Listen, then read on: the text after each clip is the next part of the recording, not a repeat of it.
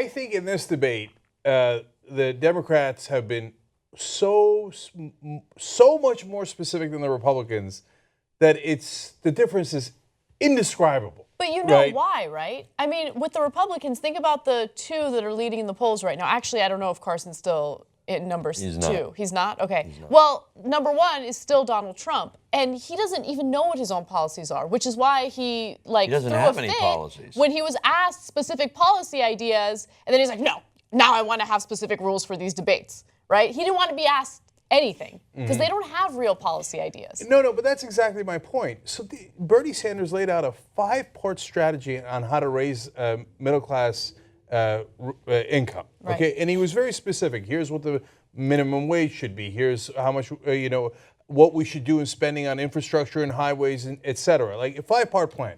Meanwhile, you go to the Republican debate, and Ted Cruz things like, "We're the good guys; they're the bad guys."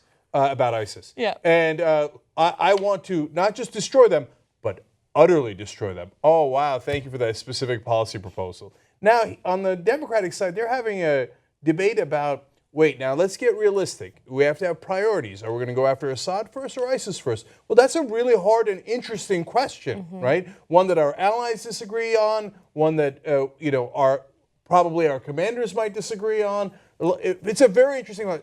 You go to the Republican side, we kill them. We kill them all. ISIS, Assad, what's the difference? I don't know. Who cares? Yeah. I carpet bomb them. Solved it, right? Yeah. No, you didn't solve it. You're a jackass. And you don't know a thing about policy.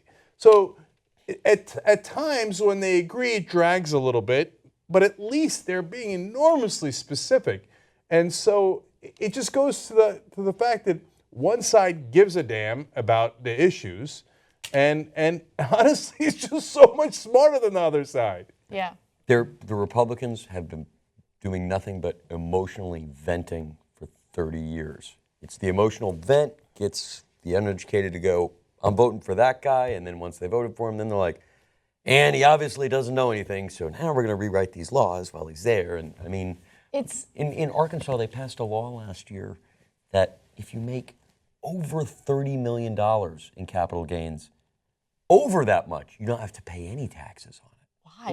That's insane. Imagine that. That's unbelievable. Imagine that. And by the way, who in Arkansas might make over $30 million in capital gains? Oh, right, the Walmart family, the Waltons. Oh, I think this is the Stevens. Okay, and then there's the Stevens. Okay, so and they're so brazenly pro-rich. So on the one side, even Martin O'Malley, who can be unctuous at times, said something enormously specific there. I would raise income taxes on the highest earners to 45%, and I would make the private equity guys pay the same amount of taxes as the average guy does. Now, if you do that over 10 years, it gives you $800 billion. I mean, look at all that money that it creates to be able to help the middle class with education, infrastructure, jobs, etc. On the Republican side, Trump says, yeah, country's a mess. I'll make it fantastic. Right. No specifics. You're not going to believe how awesome it is. It'll make your head spin how great I'm going to make the country. God damn it, give me one specific. Yeah. Oh, well, a lot of smart people say I'm right. What does that mean? A lot.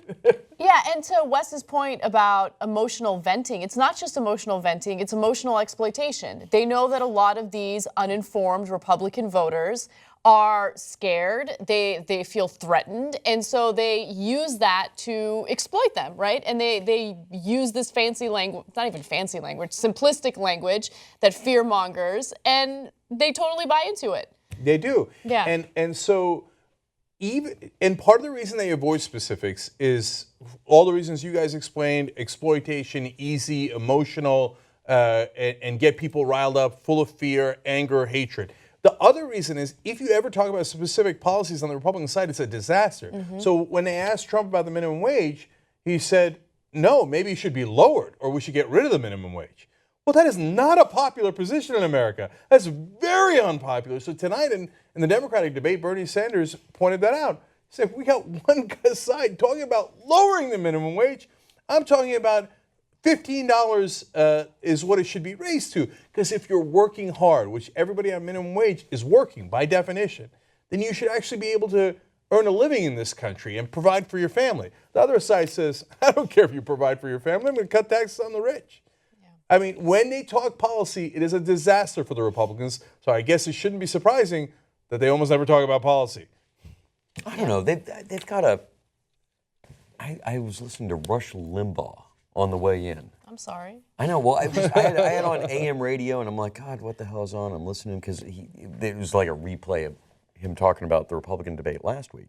And what they're really good at is they have an information program which tells people what is right and what is wrong, what is good and what is bad. It does not go in. It doesn't need to go into specifics because they don't want to know specifics. They're not that educated. Well, and not only that, I mean, the specifics can get pretty wonky. And I feel like if you're not into politics, your eyes glaze over, right? But at the same Even time, if you're into politics, right? I mean, a lot of it's been a very wonky debate tonight.